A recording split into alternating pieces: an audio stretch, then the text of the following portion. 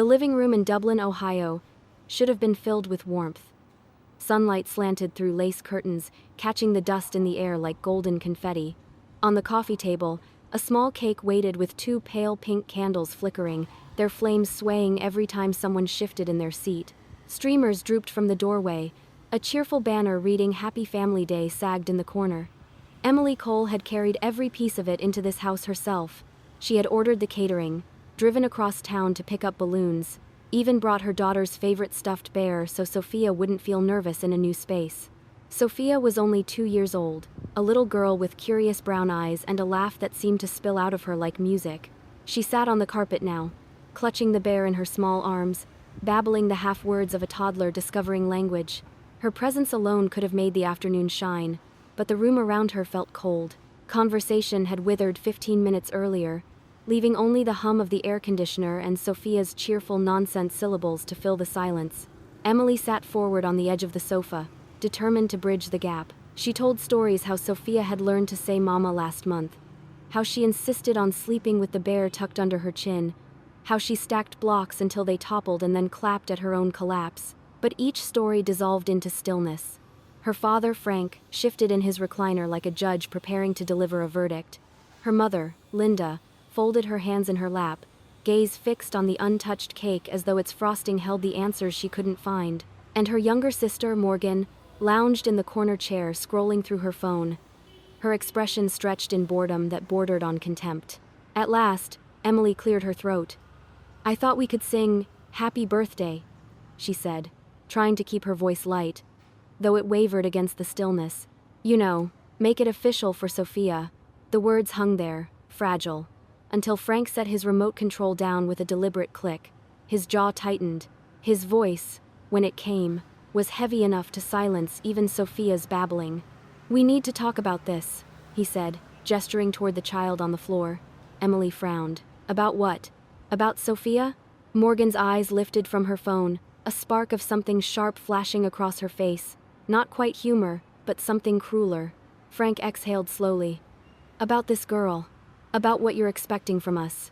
Emily, she isn't our granddaughter. She isn't family. We don't accept this granddaughter. And the stissen is a startings, endesment." The words hit like a blunt force. The room seemed to shrink. Even little Sophia stilled, sensing the shift the way children often do, her bear clutched tightly against her chest. Emily stared at her father, the syllables echoing in her skull as if he had struck a bell that would not stop ringing. For a heartbeat, she waited for her mother to intervene, for Linda to reach out, to say anything that could soften the blow. But Linda stayed still, her silence a wound all its own. Then Morgan snickered from her corner, a low laugh that twisted the knife. "Guess she'll never really be part of us anyway." Emily's breath came sharp and shallow, but her body moved with an eerie calm. She rose, bent down, and lifted Sophia into her arms. The toddler tucked her face into Emily's shoulder, whimpering softly. Emily blew out the candles on the untouched cake. The room plunged into a quiet that felt darker than any midnight.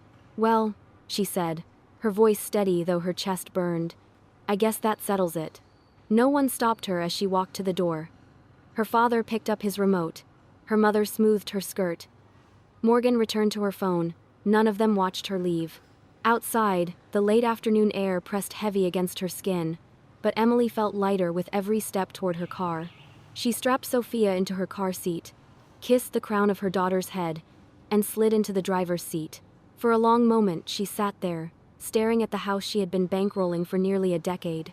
The house where her daughter had just been denied a place in the family.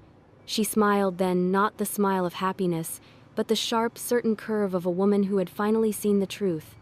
It was the kind of smile that didn't ask for permission. Mic drop. If you were Emily, standing in Columbus, Ohio, with your child rejected in front of you, would you keep paying the price of loyalty, or walk away to build a family on your own terms? Before the candles, before the cruel silence, before that single sentence cut the air in half, there had been years of sacrifice no one ever mentioned aloud. Emily Cole had been carrying her family on her back for almost a decade. Every month, $3,200 drained from her modest bank account into the mortgage for the Dublin, Ohio house. The deed still bore her father Frank's name, but it was Emily's salary that kept the roof standing. She financed his white SUV too, The kind of car he'd said would help him feel like a man again. She had rounded the payments down on her spreadsheets, as if trimming numbers could shrink the burden pressing on her chest.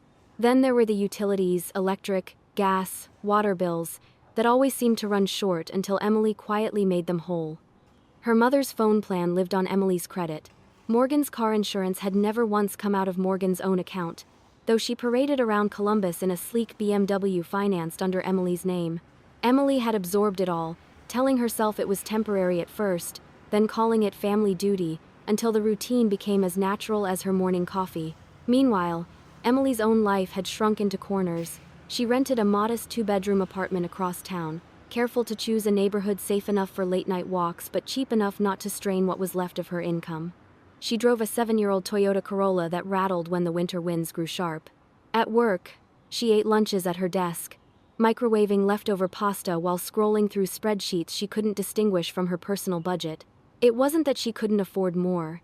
It was that every dollar seemed already spoken for by someone else's needs. Thanksgiving dinners were the clearest snapshots of her invisibility. Morgan would sweep in late, her hair freshly styled, her nails glinting, regaling the family with stories about her latest wine country weekend or a new boutique she had discovered downtown. Frank and Linda would hang on every word, laughing at her punchlines, asking follow-up questions, nodding as if her choices were evidence of brilliance. When Emily spoke, her voice softened in comparison, the kind of tone people use when they're not sure anyone is listening. She might share about a project at work, or about the community center she volunteered at, but her parents' eyes would drift back to Morgan before she finished. Responsible, they would say, nodding toward Emily as though she were an appliance that hummed reliably in the background. She's always been responsible. That word became her identity.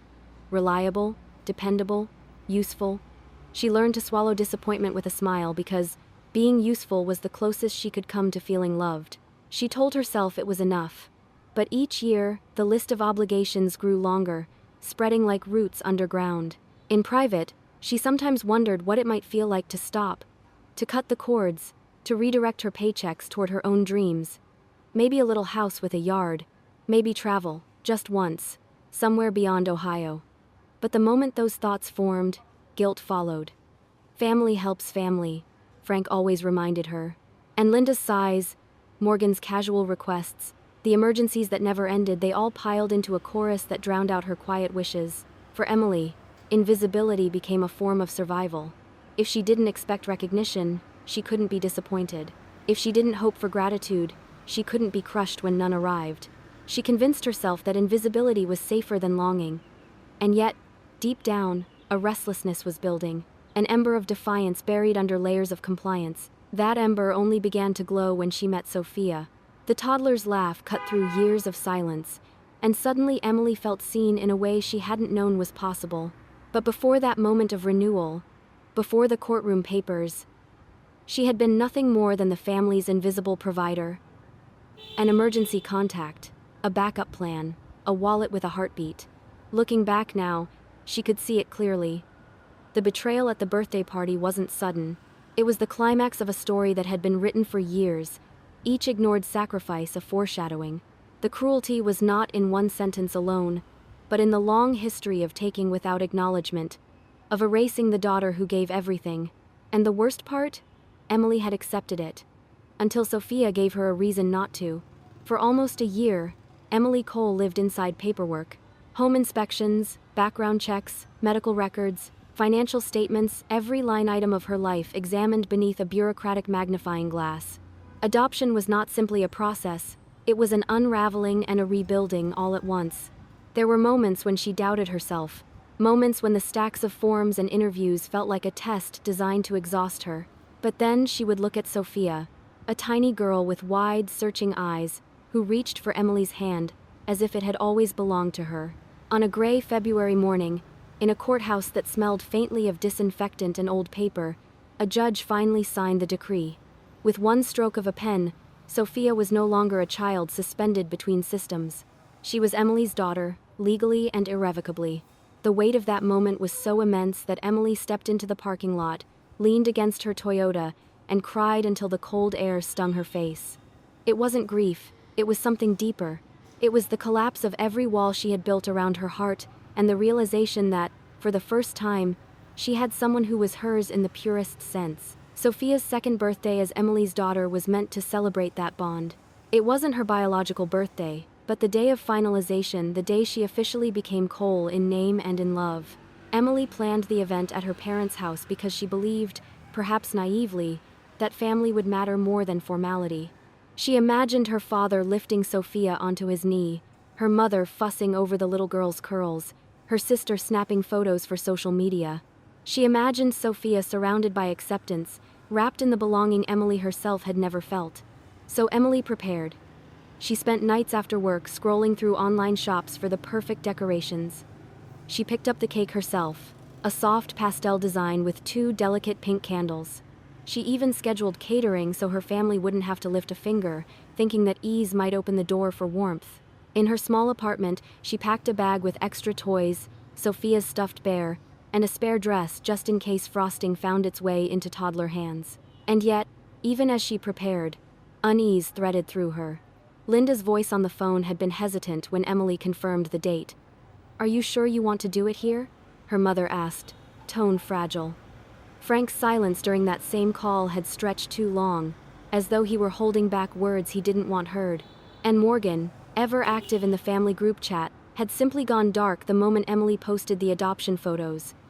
No comment, no heart emoji, nothing at all. Still, Emily pressed forward.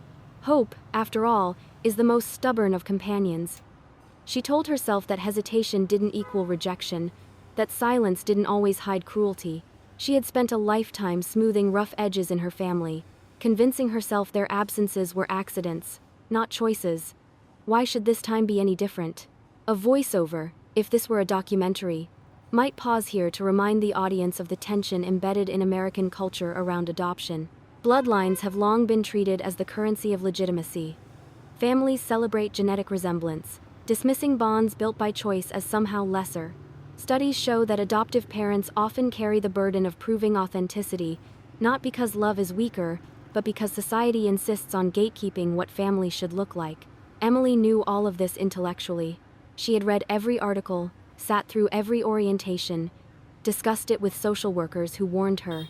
Not everyone will understand, not everyone will accept. But knowledge is not the same as readiness.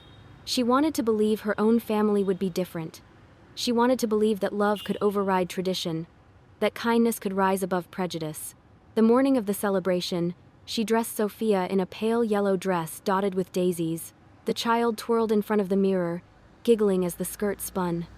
Emily snapped a photo, saving it instantly to her phone as if she already sensed she would need evidence of this joy. Driving to Dublin, the back seat filled with decorations and cake, she whispered to Sophia, "Today, you'll finally meet your whole family. Today they'll see what I see." She said it because she wanted it to be true. Because she believed that if she poured enough effort into this day, if she filled the house with light and laughter, then maybe, just maybe, the people she had carried for years would finally carry her in return. But sometimes, the signs aren't meant to be ignored. Sometimes silence foreshadows the storm. And in Emily's case, the storm had already gathered, waiting to break. The afternoon sun should have bathed the living room in warmth, but the air was heavy and brittle, as though the house itself anticipated the fracture to come. Sophia sat on the carpet in her pale yellow dress, her stuffed bear tucked against her chest. She babbled to herself, pressing an imaginary slice of cake to the bear's mouth, her innocence a fragile soundtrack in a room that had gone stale.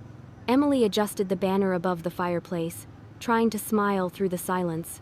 She had rehearsed this moment in her mind.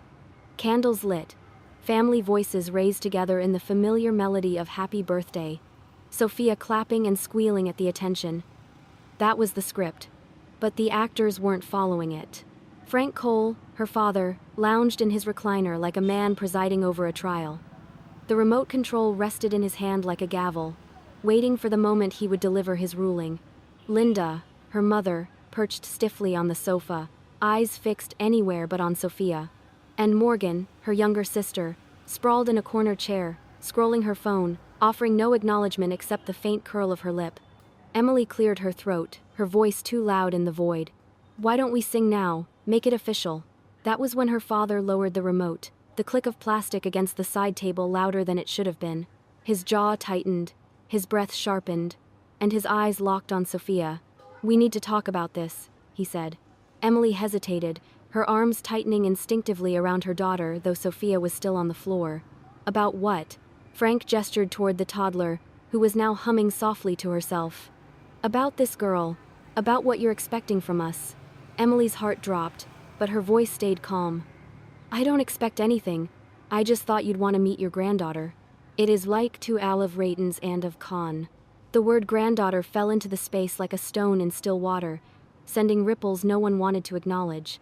Frank shook his head slowly, each motion deliberate, like a judge pronouncing sentence. "She's not our granddaughter. She's not family. She's just some child you brought home because you couldn't figure out how to make a real one. We don't accept this granddaughter." The words detonated. Even Sophia stilled, her bear sliding from her tiny hands. Her wide eyes lifted toward Emily, confusion flickering across her face as if she understood more than anyone believed. Emily's breath caught. "Excuse me?" she asked, though she had heard every syllable clearly. "You heard me," Frank said, his tone final. And then Morgan laughed, a short, cruel sound that cut deeper than the sentence itself. "Guess she'll never really be part of us anyway." Emily turned toward her mother, desperate for a lifeline. Linda's hands were folded tightly in her lap, her knuckles white. She stared at the coffee table as though it might swallow her whole, refusing to meet her daughter's eyes. That silence was louder than any condemnation. Sophia whimpered, sensing the air shift, and Emily scooped her up from the floor. The toddler buried her face against Emily's shoulder, gripping her mother's blouse with tiny fists. Emily's gaze swept across the decorations she had hung with such care, streamers, balloons, a banner declaring Happy Family Day. They looked ridiculous now, like props in a play that had lost its script. She leaned forward and blew out the 2 flickering candles. Darkness crept across the cake, smoke curling like a funeral veil. Sophia giggled at the sudden extinguishing, innocent to the fact that something else had been snuffed out entirely. "Well," Emily said, her voice steady, almost unnervingly calm. "I guess that settles it." She gathered Sophia's bear, held her daughter close, and walked toward the door. Behind her, Frank reached for his remote, as if the verdict had been nothing more than a formality. Linda smoothed her skirt with nervous fingers. Morgan returned to her phone. Not one of them rose. Not one of them tried to stop her. The door clicked shut behind Emily, muffling the quiet rejection inside. Outside, the late afternoon air pressed cool and steady, carrying a faint scent of cut grass. She strapped Sophia into her car seat, kissed her daughter's forehead, and sat in the driver's seat, staring for a long moment at the house she had been paying for all these years. The house where her child had just been erased. Emily smiled, then not the smile of joy, but of recognition. A truth had been spoken, and with it came a freedom she had never known. Inside that house, family had been defined by blood and convenience, but in her car, with Sophia's tiny hand reaching for hers, Emily understood. Family would be whatever she built. The apartment was quiet when Emily carried Sophia inside that evening. The balloons she had packed from her parents' house still bobbed faintly in the back seat of her car, their colors garish now, mocking the celebration that had curdled into rejection. She laid Sophia in her crib, tucked the bear beside her, and lingered for a moment as the little girl's breath slowed into sleep. The stillness of the room was soft, safe. Nothing like the brittle silence she had left behind in Dublin. Emily padded into the living room, switched on the lamp, and set her laptop on the coffee table. Her hands trembled as she typed in her banking password. The screen lit up with rows of scheduled transfers and automatic debits. For years, this list had been her family's invisible lifeline. Mortgage, car payments, utilities, cell phones, insurance. Every entry was a thread tying her to the people who had just told her Sophia wasn't family. She stared at the numbers, the figures she knew by heart, and something inside her shifted. For the first time in years, her body wasn't braced to endure the next request, the next emergency. Tonight wasn't about guilt. Tonight was about clarity. One by one, she severed the threads. The mortgage transfer, $3,200 due in 2 days canceled. Her father's SUV loan canceled. The utilities where she was listed as an authorized payer, her information deleted. A polite note added, "Future bills are the responsibility of the primary account holder." Morgan's car insurance canceled with a clipped call to the company. The family cell phone plans split into individual accounts, each prepaid for a single month, with emails sent explaining that future payments were on them. Each cancellation was an incision, but her hands didn't shake. They moved with surgical precision. She had been their bank for 8 years. Now she was repossessing her freedom. She composed the emails carefully, her words stripped of emotion, clinical in their professionalism. Due to personal financial planning changes, I will no longer be covering these expenses. Effective immediately, accounts have been reassigned. Future responsibility lies with each user. Please contact customer service for assistance. Sentences as cold as January wind, as final as a judge's gavel. For a moment, she sat back on the couch, staring at the glow of the laptop. The silence in the apartment was total, broken only by the faint hum of the refrigerator and Sophia's breathing on the baby monitor. Emily exhaled slowly, her chest lighter than it had felt in years. Her mind flickered back to Morgan's engagement party the year before. She had covered the deposit when Morgan's card was declined, footed the bar tab, even stayed late to sweep the rented hall while her sister twirled in a designer dress. Photos later appeared on social media, Morgan beaming, their parents laughing, friends clustered in joy. Emily was either cropped out or blurred in the background, her labor erased as if she hadn't been there at all. That night had stung, but she had swallowed the hurt, telling herself family was family. Tonight, that lie dissolved. She closed the laptop, her decisions final. For years, she had mistaken sacrifice for love, mistaken usefulness for belonging. But boundaries, she realized, were not punishments. They were survival maps. And her map had led her here, to this small apartment where a little girl slept with a stuffed bear, oblivious to the storm her mother had just ended. Emily leaned back into the couch, tears prickling her eyes but not falling. They weren't tears of sadness. They were the kind that come when someone finally breathes air they didn't realize they had been denied. She had built a life of invisibility, but tonight she had chosen visibility first for Sophia, then for herself. Tomorrow, there would be phone calls. She knew Frank would rage, Linda would plead, Morgan would sneer. They would talk of loyalty, of family obligation, of tradition. They would call her selfish, cruel, dramatic. But tonight, their voices could not reach her. Tonight, she was free. She glanced at the baby monitor once more. Sophia shifted, murmured softly, then settled back into her dream. Emily smiled.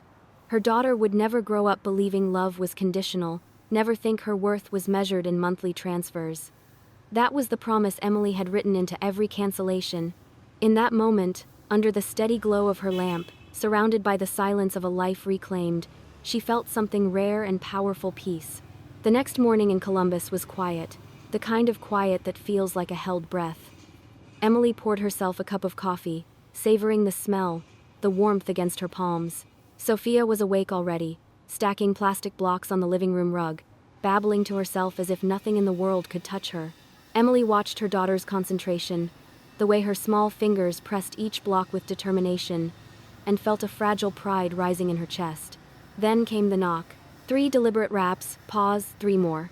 It was the same pattern she'd known since childhood, the knock her father used when she had been caught sneaking a failing grade home, when she had broken curfew as a teenager, when he demanded the seriousness of her full attention. That sound had always carried authority, always meant judgment was waiting on the other side. Emily froze. Sophia looked up, startled, then returned to her blocks. The knock came again, steady, practiced. Emily walked slowly to the door, her pulse pounding in her ears. She peered through the peephole. There he was, Frank Cole, her father, still in the same button-down shirt he had worn yesterday at the failed celebration. His face was set, jaw clenched, eyes darting down the hallway to make sure no neighbors were watching. She opened the door just enough to speak, her hand still on the chain. "Dad." "Emily," he said, his voice tight but not apologetic. "We need to talk." 19 of face. "About what?" He leaned closer, lowering his voice. "You canceled everything. The mortgage, the car, the utilities, even the phones? What's going on?" "I sent emails," Emily replied, her tone flat. "That's not good enough," Frank snapped. "The payment on the house is due tomorrow. Do you understand what you've done?" Emily took a breath, steadying herself.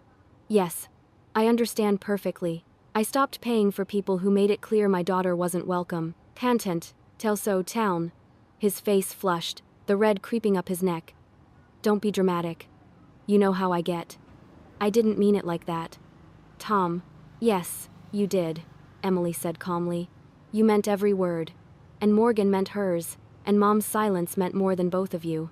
Frank shifted his weight, uncomfortable, glancing down the hall again. Look, maybe we handled it wrong. Maybe it came out harsher than we meant. But you can't just pull the rug out from under us. We're family. Family helps family. Same said ye haven't even the found in fitters. Emily's grip on the door tightened. Yesterday, you told me Sophia isn't family. So which is it, Dad? Do you get to define family when it benefits you, and deny it when it doesn't? He exhaled sharply, frustration bleeding through. You're overreacting. We were surprised. We didn't have time to process. You've had 2 years, Emily said. 2 years to show up. 2 years to acknowledge her. Yesterday was just honesty. Brutal, ugly honesty. Cases. Emily, listen, he said, softening his voice into the tone he used when he wanted to negotiate. We've got bills due. Your mom's car needs work. Morgan's wedding is around the corner. You know we're stretched thin. You've always helped before. Don't let one bad moment ruin everything. Emily laughed. A sharp, humorless sound. One bad moment? Dad, it wasn't a moment. It was a verdict. You stood in front of my daughter and declared she wasn't yours. You don't get to reject her and keep my money. His eyes hardened, anger replacing the pleading. So this is punishment, then? You're punishing us financially because your feelings got hurt? No, Emily said, her voice level. I'm not punishing anyone. I'm just not volunteering anymore. Not for the role of invisible bank account. Not for the role of the daughter you only value when she's paying. The silence stretched between them. Frank's shoulders sagged slightly. What do you want from us? An apology? Emily looked him straight in the eye. I want respect. But I know I won't get it, so I'll settle for distance. She began to close the door. Emily, he said quickly, panic creeping into his tone. Think about what you're doing. If you don't restart those payments, we'll lose the house. Then you'll finally know what it feels like to stand on your own, she said softly. The chain clicked back into place, and the door shut with finality. On the other side, Frank lingered for a moment before his footsteps retreated down the hall. Inside, Emily leaned her forehead against the wood, her heart racing. Then she turned back to Sophia, who had managed to stack her blocks higher than ever before. When they toppled, the little girl clapped and laughed, pure and unbothered. Emily sat beside her daughter on the floor, joining in her laughter. For the first time, the knock on the door no longer had power over her. 3 days after that knock, the consequences began to cascade. It started with the SUV. Frank's gleaming white Escalade, the one he had insisted would send a message in the neighborhood, sat in the driveway when the tow truck arrived. Neighbors peeked through curtains as 2 men in reflective vests secured the car and pulled it slowly onto the flatbed. The sound of chains clinking and the engine straining cut through the morning air like a public announcement. The bills were no longer being paid. By afternoon, Morgan's BMW, a car she flaunted in downtown Columbus on weekends, was booted in a Starbucks parking lot. She had walked out, latte in hand, to find the yellow clamp locked to her front tire. Her insurance had lapsed without Emily's quiet payments, and now her freedom of movement was as immobilized as the car itself. Witnesses said she stood there fuming, phone pressed to her ear, calling Emily again and again. Each call went unanswered. Utilities were next. 10 days without payment, and the electric company flipped the switch. The house in Dublin, once warmed and cooled by Emily's invisible generosity, went dark. No humming appliances, no air conditioning, just silence broken by Linda's nervous pacing. She lit candles in the kitchen, her hands shaking, while Frank muttered curses about ungrateful children. Within a week, they packed bags and moved temporarily into Morgan's condo in Short North, a place where even the rent had once been propped up by Emily's transfers. The final blow came when a realtor's sign appeared in the front yard of the house Emily had funded for 8 years. The 4-bedroom colonial, its shutters freshly painted, now carried a for sale banner across its lawn. For years, Emily's money had been poured into that home, brick by brick, mortgage by mortgage, yet her name appeared nowhere on the deed. Now it was slipping away from them, and she didn't lift a finger to stop it. News traveled quickly through extended family. Cousins called in hushed tones, puzzled. What's going on, Emily? Your parents say they're having financial trouble. Is everything okay? She offered no details, only a calm reassurance. Sophia and I are fine, better than fine. And again the Sade was the matter mangers on the given intation. One evening, after Sophia had gone to bed, Emily opened her email and found a message from her mother. Just one line. "Are you ready to be reasonable yet?" No apology, no acknowledgement of the birthday disaster, just an expectation that Emily would eventually cave, that her boundaries were temporary, that the old arrangement would resume.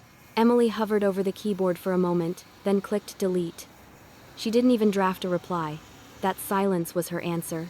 Meanwhile, the voices of the past tried to claw their way back. Frank left voicemails that began with anger and ended with desperation. Morgan's texts shifted from insults to bargaining. "Maybe just cover the essentials until after the wedding? We'll figure it out later." Linda, ever the quiet one, wrote short messages. "Your dad isn't himself. Please don't make things worse." But Emily had discovered something powerful. She didn't have to respond. Ignoring the noise didn't make her cruel, it made her free. Every unanswered call was a declaration that she no longer belonged to their narrative of dependence. Every deleted message was a boundary reinforced. In the background, Columbus kept moving. Traffic on High Street, laughter spilling from breweries, students carrying backpacks across campus. Life continued as though nothing seismic had shifted, yet in Emily's world, everything had changed. She cooked dinner for Sophia in peace, washed dishes while her daughter splashed in the sink, read bedtime stories without glancing nervously at her phone for the next family emergency. The dominoes had fallen, yes, but for the first time, Emily wasn't standing under them, crushed by their weight. She was watching from a safe distance, holding her daughter in her arms, understanding that collapse can sometimes be the beginning of construction. When she tucked Sophia in one night, the stuffed bear nestled against the child's cheek, Emily whispered softly, "This is our home. No one can take this away from us." And for the first time in years, she believed it. 6 months had passed since Emily shut the door on her father's knock. In that time, her world had not collapsed as her family predicted it had flourished. Her bank account, no longer bled dry by endless transfers, grew steadier with each month. She opened a college fund for Sophia, started saving for her own retirement, even bought a new couch that felt like a small but profound symbol. Something purchased solely for herself, not out of obligation. Weekends were no longer spent troubleshooting bills but exploring. She took Sophia to the zoo, where the toddler squealed at the giraffes, to the science museum, where she pressed her little palms against glowing exhibits, to Lake Erie, where she discovered the joy of sand slipping through her fingers.